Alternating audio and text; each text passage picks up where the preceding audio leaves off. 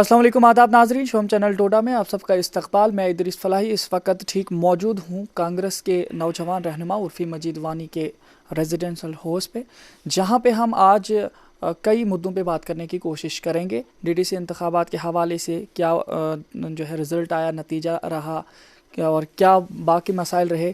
साथ ही साथ कुछ नए जो कवानीन लागू किए गए हैं जम्मू कश्मीर में, या जो कल यहाँ पे सेंट्रल मिनिस्टर्स आए थे, यहाँ पे हमारे गवर्नर मनोज सिन्हा साहब के साथ उन्होंने एमओयू के जो लाइट के हवाले से उन पे साइन हुआ है, उसके बारे में पूरी जो है हम जानने की कोशिश करेंगे और पूरा आवाम को उसके बारे में जानकारी देंगे कि अब होने वाला आखिर बिजली के साथ क्या है। साथ ही साथ ये भी करेंगे कि जम्मू कश्मीर में गुपकार अलायंस को जो डीडीसी इंतखाबात में सीटें ज़्यादा मिली हैं, अब उसकी वजह से अब क्या होने वाला है या क्या हो सकता है, और साथ ही साथ ज़िला डोडा में किस तरीके से जो है डीडीसी इंतखाबात रहे। फ़िलहाल ऐसे ही गुफ्तगू करते रहेंगे। पहले हम उर्फ़ी मजीद जी का इस्तकबाल करते हैं अपने शोम चैनल डोडा में। बहुत बहुत शुक्रिया। उर्फ़ी जी, देखिए, मैं आपसे डायरेक्टली यही सवाल पूछना चाहूँगा। पहले चूँकि अगर बात की जाए, कल एमओयू जो कल साइन हुआ, जो हमारे यहाँ नेशनल मंत्री आए थे मनोज सिन्हा साहब के साथ, गवर्नर के साथ यहाँ पे साइन हुआ है कि अब जो चिनाब वैली की जो यहाँ पे हमें चिनाब में जो दरियाई चिनाब बहता है, इसके ज़रिए बनाई गई लाइट को पूरे देश में जलाएंगे। और उस हिसाब से मतलब बीजेपी ये समझ रही है कि वो उन्होंने एक बहुत बड़ी कामयाबी हासिल की है। तो आपको क्या लगता है, क्या वाकई वो कामयाबी है या क्या है? देखिए, बीजेपी की तो एक आदत है कि अपनी नाकामियों को भी वो अपनी कामयाबी बताते हैं। तो पूरे देश में पिछले 7 साल से यही चल रहा है। जहाँ तक कल के जो एमओयू साइन हुआ JNK के और सेंटर के बीच, वो यहाँ के तमाम जो पावर प्रोजेक्ट्स हैं वो उनके रिलेटेड था। देखिए, बदकिस्मती की बात है कि इतने बड़े बड़े पावर प्रोजेक्ट्स जो हमारे रियासत में मौजूद हैं, यहाँ के दरियाओं से चलते हैं जिनसे बिजली पैदा होती है, और ख़ुद हमारा जो इलाका है, अब ये चिनाब को देख लीजिए, इतना बड़ा पावर प्रोजेक्ट इस पे बनने जा रहा है, या बगलिहार है या बाकी उड़ी है। इन पावर प्रोजेक्ट से बनाई हुई बिजली जो है वो दिल्ली की महंगी कॉलोनियों को रोशन करती है, और हमारे इलाके के जो बेचारे दूर दराज पहाड़ों पे बसने वाले लोग हैं, जिनके दरियाओं से, ये दरिया यहाँ के हैं, बिजली इनसे बनती है, ये लोग 24 घंटे अंधेरे में रहते हैं। आज सर्दियों का मौसम है, मैं हर वक्त पता करता रहता हूँ गांव में, तो क्या मतलब, मैं कहता हूँ खित्ता चिनाब में हर जगह, डोडा कस्बे में भी बिजली का नामो निशान नहीं है। यहाँ से बिजली पैदा करके दिल्ली और बम्बई भेजी जा रही है, और यहाँ के लोगों को अंधेरे में रखा जा रहा है। मैं ये नहीं कहता कि आज से पहले की हुकूमतों में कोई यहाँ 24 घंटे बिजली रहती थी, ऐसी बात भी नहीं, मगर जो बुरी हालात आज हैं पिछले 6-7 सालों से, इतनी कभी नहीं रही। और आजकल तो मैं ये देख रहा हूँ कि बिजली 24 घंटे में सिर्फ शायद 2-4 घंटे के लिए आती है। 80-90% ऑफ द टाइम बिजली है ही नहीं इलाकों में, लोग परेशान हैं। एमओयू साइन हुआ, ये ज़रा लोगों को जानने की ज़रूरत है कि इस एमओयू की खासियत क्या है। आज तक तो चले, लोग अक्सरियत अवाम के यहाँ गरीब गुरबा लोग बसते हैं, मज़दूर तबके के लोग हैं, ज़मींदार लोग हैं। बिजली का बिल भरने का कॉन्टिन्यूसली किसी के पास पैसा यहाँ इतना होता नहीं है। पहले हमारे वक्त में बिजली का किराया 100, 104, 108, 110 रुपये के आसपास था। आज वो लगभग 400 रुपये कर दिया गया फ्लैट रेट। उसके बाद मीटर लगाए गए। तो वक्तन फ़वक्तन लोग अपने, जैसा उनके पास पैसा मौजूद होता था, तो लोग बिजली का बिल भरा करते थे। कल के इस एमओयू के बाद, और जो लेफ्टिनेंट गवर्नर की जो मैंने जो पढ़ा उनका एक स्टेटमेंट, कि आज के बाद 1 साल के अंदर अंदर जितने भी बिजली के मीटर हैं इनको प्रीपेड किया जाएगा। प्रीपेड यानी जैसे आप मोबाइल फ़ोन, आपके पास प्रीपेड होते हैं, आप उसमें पहले पैसा भरते हैं तो फिर उसका इस्तेमाल कर पाते हैं। यानी कि अब लोगों को बिजली पाने के लिए पहले उसको पैसा भरना होगा, प्रीपेड जैसे मोबाइल को रिचार्ज करते हैं, फिर उनको बिजली का इस्तेमाल मिलेगा। यानी कि जो बेचारा वो पैसा नहीं पहले भरेगा एडवांस में, उसकी बिजली कट जाएगी। तो ये बीजेपी की एक बहुत बड़ी कामयाबी के लोग जो जिस बदतरीन हालत में यहाँ जी रहे हैं बगैर बिजली के, आने वाले वक्त में शायद कि अब बिजली का कोई नामो निशान भी नहीं देख पाएगा इस इलाके में। बहुत बहुत शुक्रिया उर्फी जी, हमारी आवाम को ख़बरदार कराने के लिए इस हवाले से। चूँकि आवाम आप भी तबसरा करें ज़रूर इस बात पे, जो इन्होंने कहा इस बात पर आप भी तबसरा करें। जिस तरीके से कल MOU साइन हुआ है उसके हिसाब से अब बिजली के साथ क्या होने वाला है। और साथ ही साथ आपको बता दूं, जहां तक ताल्लुक है स्टेटहुड का, तो गुपकार अलायंस यहाँ पे बनी DDC इंतखाबात में, ख़ास तौर से इस चीज़ का रहा कि गुपकार अलायंस बनी, काफ़ी तमाम जितनी भी बीजेपी के अलावा पार्टीज़ थी एक साथ हो गई, इकट्ठा हो गई, कहीं ना कहीं अलायंस नहीं भी हुए लेकिन अक्सरियत में अलायंस हुए। अब ये है कि जब स्टेटहुड की बात की जाए, गुपकार अलायंस का यही था पहले से ही कि हम स्टेटहुड को वापस लाएंगे, आर्टिकल 370 को वापस रिवोक करेंगे और साथ ही साथ 35A को भी वापस लाएंगे। इस तरीके की उन्होंने जो स्ट्रेटजी अपनाई थी। लेकिन अब परसों 2 दिन पहले एक कानून आता है कि हमारा जो JNDK का बोर्ड है एजुकेशन का, Jammu Kashmir state board of school education, तो परसों ऑर्डर आता है कि स्टेटहुड उससे छीना गया। स्टेट बोर्ड अब नहीं आया, Jammu Kashmir board of school education रहा है, स्टेट ख़त्म हो गई। वहाँ से जो है सेंट्रल मिनिस्टर्स ये दावा करते हैं कि जल्द से जल्द हम, ठीक है, हम लोगों के कहने पर जो है स्टेटहुड को वापस लाएंगे। तो आपको लगता है जहाँ पे अब एक एजुकेशन डिपार्टमेंट में रहा था स्टेट, वो भी ख़त्म हो चुका है, तो आपको लगता है फिर से स्टेट वापस आ सकते? स्टेट लीडरशिप के तो क्या ही कहने, इनके जो मरकज़ में जो इनके आला लीडर्स हैं वो भी बहुत ज़्यादा कंफ्यूज्ड हैं। एक तरफ देश के होम मिनिस्टर पार्लियामेंट में भी कहते हैं कि ये जो हम यूनियन टेरिटरी बना रहे हैं ये एक टेम्पररी अरेंजमेंट है, यानी कि स्टेटहुड बहुत जल्दी रिस्टोर करेंगे। उसके बाद भी कई बार उन्होंने मीडिया में ये स्टेटमेंट्स दी ऑफिशियली कि बहुत जल्दी जी ये हम इसको वापस अब स्टेट बनाने जा रहे हैं, क्योंकि कोई भी नहीं चाहता ना कि यूनियन टेरिटरी रहे। अगर तो ये स्टेटहुड वापस आ रहा है चंद महीनों में, तो फिर ये जो स्टेट के नाम हैं डिपार्टमेंट्स में, जैसे state board of school education वगैरह वगैरह, इनको क्यों हटाया जा रहा है? बीजेपी के दिल्ली में बैठे हुए लीडरों को, जम्मू कश्मीर की आवाम को ये क्लियरली बताना चाहिए कि अगर वो स्टेटहुड देने जा रहे हैं वापस, जैसा वो बार बार कहते रहे हैं, पार्लियामेंट के फ्लोर पर कहा है, तो फिर ये स्टेट वगैरह जो नाम हैं डिपार्टमेंट्स के, इनको क्यों हटा रहे?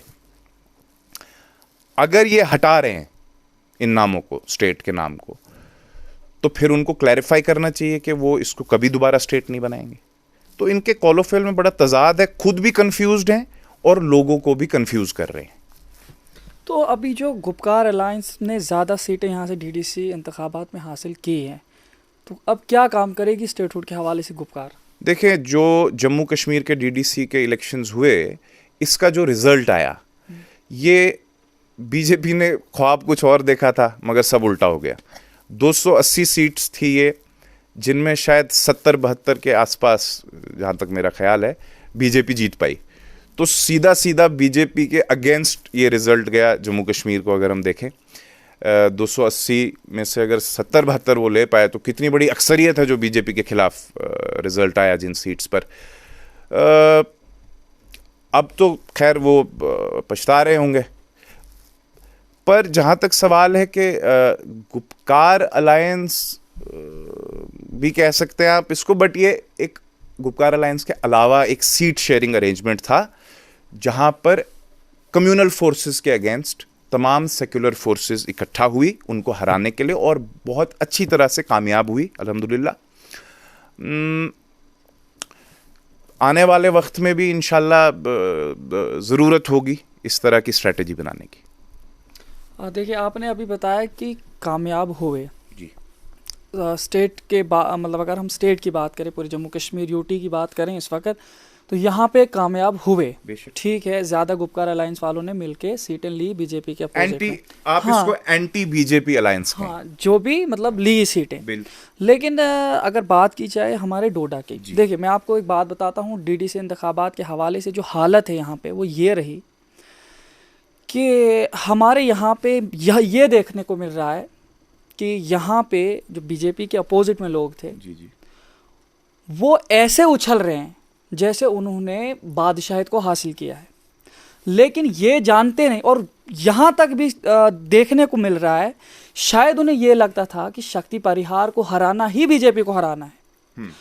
उन्होंने जब 2 जगह से मतलब उनकी हार हो गई तो लोगों ने बड़ा इसमें शोर हंगामा किया, जी बीजेपी हार गई, लेकिन वहाँ से बीजेपी 8 सीटें हासिल करती है। तो आपको क्या लगता है यहाँ के लोग किस तरीके के मतलब किस तरह से समझ रहे हैं सियासत को, कि एक तरफ से बीजेपी अपने मकसद में कामयाब हो रही है, चेयरमैनशिप वगैरह में भी उसमें में भी जो है बीजेपी बन सकती है, तो फिर कैसे जो है यहाँ के लोग इसको देखने के 2 पहलू हैं जी। एक, क्या आप इसको डिस्ट्रिक्ट डोडा की नजर से देखें तो उसमें ये कहा जा सकता है कि डिस्ट्रिक्ट डोडा में 14 में से 8 सीट बीजेपी लेने में कामयाब रही। मगर इसको देखने का जो आप कह रहे हैं ना कि जो लोग बहुत खुश हो गए, हाँ। वो खुशी जो है वो डोडा असेंबली कॉन्स्टिट्यूएंसी जो है ना, वो इसमें जो रहने वाले जो सेक्युलर लोग हैं वो खुश हुए, और उनका खुश होना जायज़ है, क्योंकि जहाँ तक डोडा असेंबली कॉन्स्टिट्यूएंसी में इस इलेक्शन का जो परफॉर्मेंस है, तो यहाँ तो बीजेपी नेस्तनाबूद हो गई, और उनका जो टॉप लीडर था 2 जगह से लड़ रहा था, इतना ओवर कॉन्फिडेंट था, और डायलॉग तो ये भी सुना था, मुझे किसी ने सुनाया था, उन्होंने कहा कि मैं तो चाहता था जी कोई बहुत बड़ा लीडर उठता जी कांग्रेस या एनसी का, जिससे फिर मुझे मुकाबले में बड़ा मज़ा आता। तो मज़ा तो उनको हमारे वर्कर हजरात ने दिखा दिया। अब सोचे कि कहीं सीनियर लीडर्स लड़ रहे होते तो उनका क्या हाल होता इलेक्शन में, फिर तो बीजेपी की जमानत ही जब्त हो जाती है जो उनके कैंडिडेट XMLA लड़ रहे थे। तो खैर ओवर कॉन्फिडेंस और तकब्बुर का नतीजा है जो तो उनको क्या, धूल चाटनी पड़ी इलेक्शन तो में। आप मानते मैं हैं ये कि कह रहा हूं कि डोडा असेंबली कॉन्स्टिट्यूएंसी की नजर से अगर हम इसको देखें तो बहुत बेहतरीन परफॉर्मेंस रही कांग्रेस नहीं, की। लेकिन एक बात है, आप बता रहे हैं उनकी रही, मैं तो इस चीज को नहीं मानता। देखिए क्यों, देखिए बीजेपी को जो फायदा DDC से ले गई, पर उसकी अक्सरियत जो है वो भद्रव कॉन्स्टिट्यूएंसी से है। जहां से भी है, डिस्ट्रिक्ट डोडा से हुई ना, डिस्ट्रिक्ट से तो जहां मैंने कहा। वही तो हम बता रहे हैं कि डिस्ट्रिक्ट डोडा में अगर 14 सीटें थी, 14 से 8 बीजेपी ले लेती है, ऊपर से आप 2 या 3 जितनी भी आपने सीटें ले ली अलायंस में, तो 2 ही सीटें आप हासिल कर चुके हैं, बाकी तो सिंगल हुई है, तो फिर भी जो है आप ढंडोरा पीट रहे हैं कि हम जीत गए। देखें, जीत को देखने की अपनी अपनी नजर है।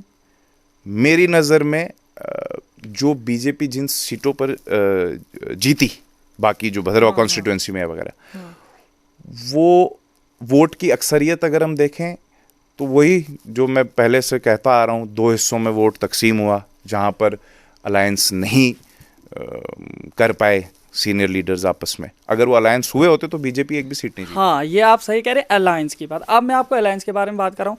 पहले आपको मैं बताता हूँ, एनसी का ये इल्ज़ाम है, जब अलायंस होने जा रहा था तो घाट कॉन्स्टिट्यूंसी से, चूँकि आप बिलोंग करते हैं उसी घाट कॉन्स्टिट्यूंसी के इलाके भारत से, अब बात आई घाट कॉन्स्टिट्यूंसी की, आपको एनसी ने ये कहा कि आप ये सीट एनसी को दे दीजिए, तो बाकी 14 जगहों पे हम अलायंस करेंगे, लेकिन आपने ना माना, जिसकी वजह से अलायंस सिर्फ 2 जगह हुआ, बाकी 12 पे नहीं हुआ।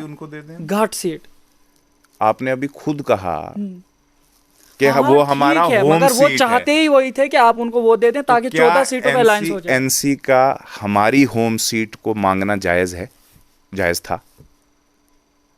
जरा आप भी खुद सोचें, और ये उनको भी सोचना चाहिए। किसी से उसका होम सीट, उसका घर मांगना, ये कहाँ का सियासी शऊर रखते हैं, किस टाइप का?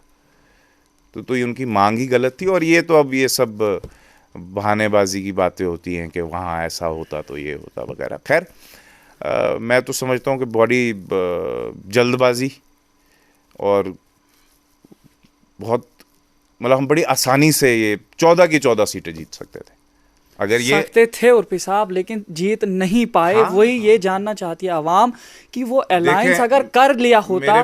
देखिए मैं आपको उर्फी साहब बताता हूँ, यहाँ पे ये लड़ाई, अब मैं अपनी बात करूँ, मैं जब से पैदा हुआ हूँ तब से मैंने ये सुना है कि खालिद साहब और मजीद साहब के बीच में हमेशा जो है इस चीज़ की ये रही है लड़ाई टक्कर, आपस में सियासी जंग इस चीज़ पे रही है कि वो कहते हैं कि मैं लड़ूंगा, ये कहते हैं मैं लड़ूंगा, जिसकी वजह से दोनों आपस में टक्कर करके तीसरा सीट ले जाता है। तो इस इलेक्शन में भी ऐसा ही हुआ, इन दोनों के आपस में एक दिन इलेक्शन हुआ। देखिए इसमें बीजेपी के जो अभी शक्ति परिहार हैं, देखिए उन्होंने ये बताया कि पहले जब इन्होंने अलायंस के लिए बात की तो तब जो है इन्होंने कहा जी हमारी जो है केमिस्ट्री मिली, हम क्लासमेट थे, पता नहीं क्या थे, और वहाँ पे जो है बात की और इन्होंने इंटरव्यूज़ वगैरह में कहा कि हम मिल गए। लेकिन बाद में जैसे ये कंपेयर्स करते हैं और अब एक दूसरे के ये ना मतलब एनसी के और कांग्रेस के इलाकों में जाते हैं, ये अपने लिए कंपेयर करते हैं तो आपस में टकरा जाते हैं। फिर ये कहते हैं कि ये एक ही चट्टे बट्टे के हैं, बीजेपी और कांग्रेस। कांग्रेस कहती है कि एनसी और बीजेपी, अगर आप एनसी को वोट दो, क्योंकि आपने भी कहा था काफ़ी सारी जगहों पे कि अगर आप एनसी को वोट दोगे तो डायरेक्टली वो बीजेपी को पड़ता है, वो डायरेक्टली आरएसएस को पड़ता है, आपको याद होगा। बिल्कुल, बिल्कुल। तो फिर क्या आप मुझे ये बताइए कि अगर आप यहाँ पे अलायंस करते थे, अलायंस नहीं हो पाया आपका, उसके बाद फिर जिस चीज़ का मुंह देखना था वो फिर तो दिख गया। अब मतलब आप बताइए आगे असेंबली के लिए भी अगर ऐसा ही रहता है तो कैसे आप फिर से ये जाएंगे? पहले मैं ये कहना चाहता हूँ कि ये बीजेपी वालों को क्या तकलीफ है इस बात से कि वानी साहब और खालिद साहब ने कहा कि आवाम को है, तकलीफ आवाम को है। सुन लीजिए, मैं दोनों को जवाब देता हूँ। बीजेपी को तकलीफ होना तो समझ में आता है कि वानी साहब और खालिद साहब ने कहा हमारी केमिस्ट्री है और उस केमिस्ट्री का नतीजा मरमत और गुंदना की सीट पर दिख गया होगा बीजेपी को। और इंशाल्लाह आने वाले वक्त में इनको बड़े बड़े इलेक्शनों में भी ये केमिस्ट्री हम इंशाल्लाह दिखाएंगे। जहाँ तक बात अवाम की है, मैंने खुद अभी कहा कि मैं खुद मानता हूँ कि बहुत बड़ी गलती हमसे हुई, सबसे, एंटी बीजेपी पार्टीज जितनी भी हैं, कि हम हर सीट पर वो अलायंस नहीं कर पाए और उसका नतीजा हम सब ने देखा। मगर अवाम से भी मेरी एक अपील है, आपके थ्रू मैं सारी अवाम को ये कहना चाहता हूँ। देखें, और ये हम जितने भी जो सियासी लीडर्स हैं बड़े, इनको भी ये समझना होगा, जो पॉलिटिक्स है इसका मेन ऑब्जेक्टिव होता है कि हम अवाम की बेहतरी कर पाएं, उनको एक बेहतर, आज से कल बेहतर बना के दें। अब ये अवाम ने खुद भी सोचना है, उनको पॉलिटिकल लीडर्स का इंतज़ार नहीं करना चाहिए, पॉलिटिकल पार्टीज़ का इंतज़ार नहीं करना चाहिए कि भाई वो जुड़ेंगे तो हम जुड़ेंगे। अवाम ने अब खुद फैसला करना है आने वाले वक्त में, क्योंकि उन्होंने एक झलक देखी छोटे इलेक्शन में, जब मरमत और गुंदना की सारी अवाम एक तरफ हो गई तो बड़ी बड़ी ताकतों को मिट्टी में मिला दिया। अब ये अवाम ने खुद सोचना है कि आने वाले वक्त में जब इलेक्शन आएंगे तो क्या उस वक्त सब ने इकट्ठा होकर एक तरफ जाना है, या फिर से इन पार्टीबाजियों में आकर वोट को तकसीम करके बीजेपी और आरएसएस को लाकर यहां अपना हुक्मरान बनाना है। ये अवाम ने फैसला खुद भी लेना है। मान लीजिए पार्टियां अलायंस करती हैं तो बहुत अच्छा, नहीं कर पाती हैं, अगर किसी सियासी वजह से नहीं भी हुआ तो क्या फिर अवाम को फिर ये नुकसान झेलना है? कई बार ऐसा भी होता है मेरे भाई कि अगर पार्टियां जुड़ भी गई, माने दो, बीजेपी आरएसएस वाले किसी एक शख्स को प्लांट कर देंगे इलेक्शन में वोट डिवीजन के लिए, एक शख्स को, दो को, तीन को लड़ाने उठा देंगे एज इंडिपेंडेंट्स या किसी पार्टी की टिकट पे, ताकि वोट तकसीम हो और बीजेपी जीते। ये तो लोगों ने देखना है कि हमने, किसी ने वोट जो है अलग अलग दो निशानों पर नहीं डालना है, एक ही निशान पर डालना है जो कामयाब हो सकता है। और लोग बेहतरीन तरीके से जानते हैं इलाके के कि वो कौन सा निशान है जिसकी तरफ सब जुड़ जाएंगे तो बड़ी से बड़ी ताकत को मिटा देंगे, जैसे आज मिटाया। देखिए, अब आपने यहाँ पे ये बता दिया, आवाम को भी जानना चाहिए कि लीडर्स चाहे कुछ भी करें, पार्टियां कुछ भी करें, आवाम को ये नहीं देखना है। लेकिन देखिए उर्फी साहब, एक बात है, यहाँ पे नहीं कहीं पे भी आवाम को लीड करने वाले लीडर होते हैं, ठीक, इसीलिए तो इनको लीडर बनाया जाता है। अब अगर लीडर्स आपस में, देखिए दो जगहों पे आपने खुद कहा कि दो जगहों पे इन्होंने जब केमिस्ट्री अपनी मिलाई और ये जीत भी गए, जो इन्होंने किया था वो हो गया, उसमें पब्लिक ने पूरा इनका साथ दिया जो इन्होंने चाहा।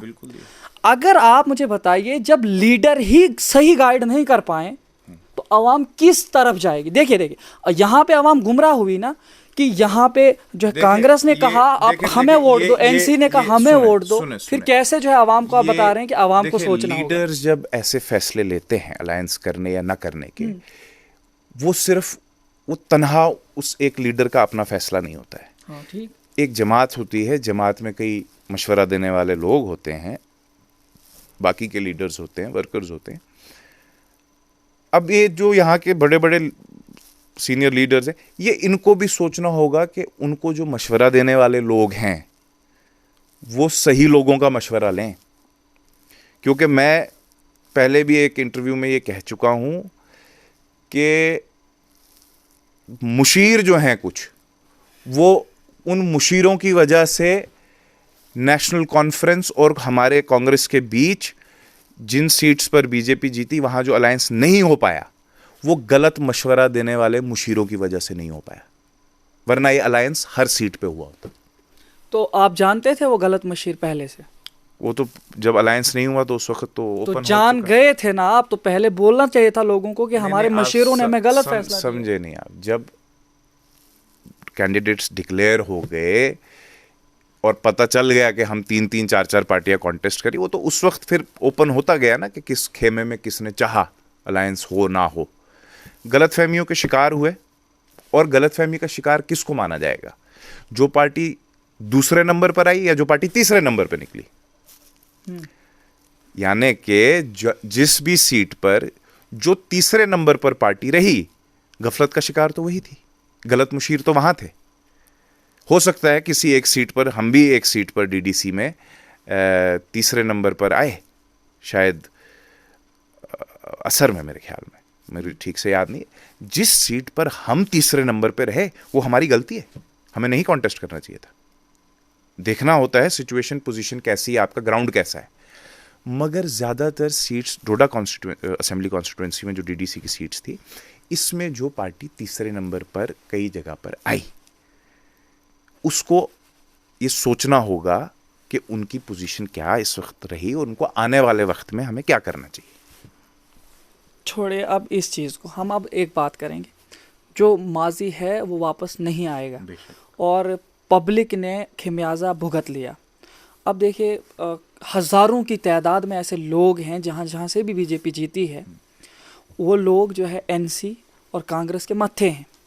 अभी देखिए, वो तो ये तो जाहिर सी बात है, सियासी जंग में ऐसा होता ही है कि अगर आप वोट नहीं देते हैं ना, तो थोड़ा सा वो अंदर से रहता है कि इसने वोट नहीं दिया है। वो फिर कोई होता है जो ये समझता है कि सारे मेरे लोग हैं, अब ये वोटर्स नहीं थे या खिलाफ थे कुछ, लेकिन अक्सर यही होता है कि इसने वोट नहीं दिया है, तो थोड़ा सा उन पर परेशानी आती है। अभी मैं सिर्फ आपसे ये पूछना चाहूँगा, जिन लोगों ने आपको वोट दिया था, जिन्होंने एनसी को वोट दिया था, फिर बीजेपी ने वहाँ से सीट हासिल की, फिर बीजेपी का कैंडिडेट चुना गया, आप बताइए उन लोगों के साथ अब क्या होने वाला है?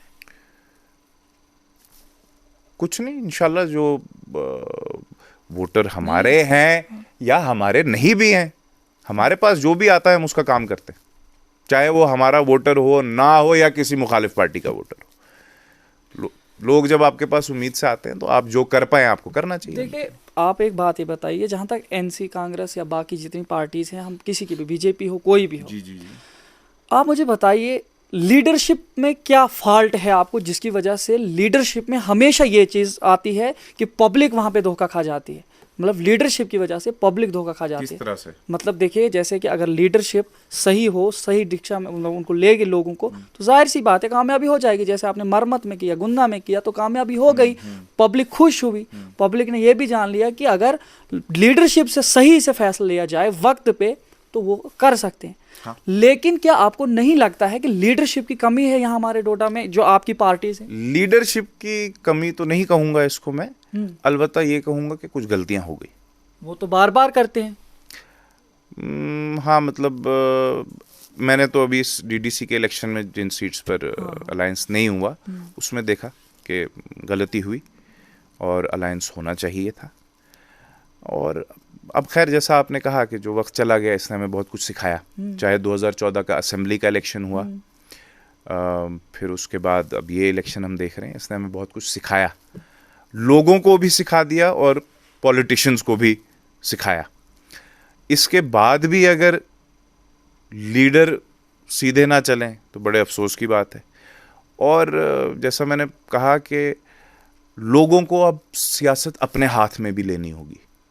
मैंने पहले कहा ना कि लीडर्स का पॉलिटिकल पार्टीज के इंतजार में ज्यादा ना रहें। तो फिर लीडरशिप छोड़ दें। नहीं, वो लीडरशिप छोड़ दें। नहीं, देखो, लीडर कौन बनाता है? लोग। हाँ, बनाते हैं ना। लीडर खुद आसमान से नहीं उतरता, लोग जिसको चाहते हैं लीडर बनाते हैं। तो अब अवाम को मैं ये कहता हूं कि उनको खुद अब नजर अपनी रखनी होगी कि कौन सा एक वो शख्स है जिस पर सब इकट्ठे हो जाएं और जो फिर इन फिरका परस्त ताकतों को हरा पाए। जम्मू कश्मीर से इनको यहां से भगाया जाए, बीजेपी आरएसएस जैसी फिरका परस्त ताकतों को। ये लोगों ने भी खुद एक फैसला करना है। अब देखिए, फिर यहाँ पे लोगों के कमेंट्स आए थे, फिर यहाँ पे ये पॉसिबल हो सकता है कि जो लीडरशिप है वो नई आनी चाहिए। यानी पुरानी लीडरशिप पे लोगों को भरोसा नहीं है, क्योंकि पुरानी जो लीडरशिप है उसकी वजह से हमेशा जो है यहाँ की आवाम गुमराह हुई है। तो अब नए लीडरों को आने की ज़रूरत है फिर सामने, तो फिर उनको लोग डिसाइड करेंगे कि किसको लाएंगे। फिर अगर आप कह रहे हैं कि लोग खुद से चुनेंगे किसको लीडर बनाना, फिर पार्टियां ये डिसाइड नहीं करेंगी कि हमने किसको लीडर बनाना है किसको नहीं बनाना, फिर लोग करेंगे ना डिसाइड। बेशक लीडर चाहे जो पुराने हो या नए हो, चुनना तो लोगों ने, कोई भी हो तो लोग जिसको चाहेंगे जिम्मेदारी देंगे। तो अब जो असेंबली इंतखाबात आने वाले हैं, मैं आपको यहाँ सिर्फ डोडा की बात करूँगा। क्या आप अब जो पीछे आपने बताया गलतियाँ हुई हैं, तो कंफर्म या तो आपने एनसी ज्वाइन करनी है, सब ने आपकी पार्टी ने मिल के, या एनसी ने कांग्रेस ज्वाइन करनी है, तब जाकर के आप जो है अच्छे से यहाँ पे लीडरशिप कर सकते हैं? क्या लगता है आपको, करेंगे ऐसा? मैं आपको बताता हूँ, पार्टियां अपनी अपनी हैं सबकी, किसी को कोई पार्टी ज्वाइन नहीं करनी है, जाके अपनी पार्टी छोड़नी नहीं है। अलबत्ता सबको ये देखना होगा कि जो लोग जिस तरफ अक्सरियत लोगों की जहां है, देखिए छोटा दरिया जो है वो बड़े दरिया में मिलता है, या दरिया जो है वो समुंदर में मिलता है, समुंदर दरिया में नहीं मिलते। ये कुदरत का कानून है। तो मतलब आपको लगता है कांग्रेस समंदर है और बाकी पार्टियां दरिया? अगर आप पिछले 20 साल का रिकॉर्ड देखें, डोडा असेंबली कॉन्स्टिट्यूएंसी का पिछले 20 साल का आप रिकॉर्ड देखें, इलेक्शंस का, वोटर्स की अक्सरियत ने वोट कहां दिया, सिवाय 2014 की असेंबली और पार्लियामेंट के इलेक्शंस की तो मैं बात नहीं कर रहा, और फिर जो ये डीडीसी के इंतखाब हैं। अगर आप इन इलेक्शंस का रिजल्ट देखेंगे तो वो रिजल्ट जो है वो आपको खुद बता देगा कि कौन सी पार्टी अक्सरियत में है, जो कि डोडा असेंबली कॉन्स्टिट्यूएंसी है। इसमें तो एक साफ सी बात है कि लोगों की, अवाम की अक्सरियत जो है वो ख्वाजा अब्दुल मजीद वानी साहब के हक में वोट करती आई है, और इन इलेक्शनों में उनके कैंडिडेट्स को वोट किया है। तो अक्सरियत जो है वो उनकी है। बीजेपी जब भी इलेक्शन जीती, चाहे असेंबली का 14 में या कहीं जो आजकल इन इलेक्शनों में, वो इसीलिए जीती ना कि वहां पर एनसी तीसरे नंबर पर आई। एनसी ने एक तबके का वोट ले लिया, जिससे वोट कांग्रेस और एनसी के बीच तकसीम हुआ और बीजेपी जीत गई। बहुत सीधी सी बात है, कोई साइंस नहीं। तो एनसी को आप क्या पैगाम देना चाहते हैं? आप मैं अगर रियासती लेवल की बात करें, नहीं, डोडा की बात कीजिए सर। अगर जी अलायंस हो गया जम्मू कश्मीर रियासत में, सब पार्टीज का अलायंस हुआ against communal forces BJP RSS को हराने के लिए, तो बहुत खुशी की बात होगी। अगर अलायंस ही नहीं हुआ तो फिर मैं एनसी को क्या कह सकता हूं? एनसी को कुछ नहीं कहूंगा, फिर मैं लोगों को कहता हूं, फिर मैं अवाम को कहना चाहता हूं कि वो अब अपनी स्ट्रैटेजी जो है आने वाले इलेक्शन के लिए तैयार रखे कि हमने वोटों की तकसीमकारी से बचना है, और सब ने मिलकर उस कैंडिडेट का साथ देना है जो बीजेपी आरएसएस को हराने में कामयाब हो पाएगा। और ये लोग बेहतर तरीके से जानते हैं कि वो कैंडिडेट कौन है। तो नाज़रीन, बिल्कुल हमारे साथ उर्फी मजीद वानी जी हमारे साथ बात कर रहे थे। काफ़ी मुद्दों पर हमने बात करने की कोशिश की है। साथ ही साथ हमारे आवाम के कई सवालात आए थे कि डीडीसी इंतखाबात में जिस तरीके से गलतियां हुई हैं अलाइंस में, या जिस तरीके से यहाँ पे बीजेपी अक्सरियत के साथ जो है 8 सीटों के साथ 14 में से वोट लेकर के गई है, जिस हिसाब से अलाइंस हुआ था या जो ये चाहते थे वो बिल्कुल भी नहीं हुआ। तो इन तमाम सवालात के जवाबात लेने की कोशिश की हमने कांग्रेस के नौजवान लीडर उर्फी मजीद वानी जी से। हमें उम्मीद है कि इससे हमारे आवाम को काफ़ी फ़ायदा होगा और इन्होंने साफ तौर पर आपसे कह दिया है कि आप आइंदा के लिए होशियार और चौकन्ना ज़रूर रहें, क्योंकि ये बार बार हम कहते आए थे आपको कि आपको चौकन्ना रहने की ज़रूरत है, सोचने समझने की ज़रूरत है और सोच समझ करके अपने वोटों को इस्तेमाल करने की ज़रूरत है। तो कहीं ना कहीं चौंक गए आवाम भी, लेकिन कहीं ना कहीं इसमें लीडरशिप की भी बहुत बड़ी जो है गलती रही है और ये गलती आपको माननी होगी और आपको आगे के लिए जो है इस हवाले से ऐसी स्ट्रेटजी अपनानी है कि जिसकी वजह से आवाम भी गुमराह ना हो और आप लोग भी लीडरशिप कर पाएं। फिलहाल बने रहे शोम चैनल डोडा के साथ। अपने मेज़बान इदरीस फलाही को दीजिए इजाज़त, फिर मिलेंगे इंशाल्लाह नए अपडेट के साथ। तब तक के लिए अल्लाह हाफिज़।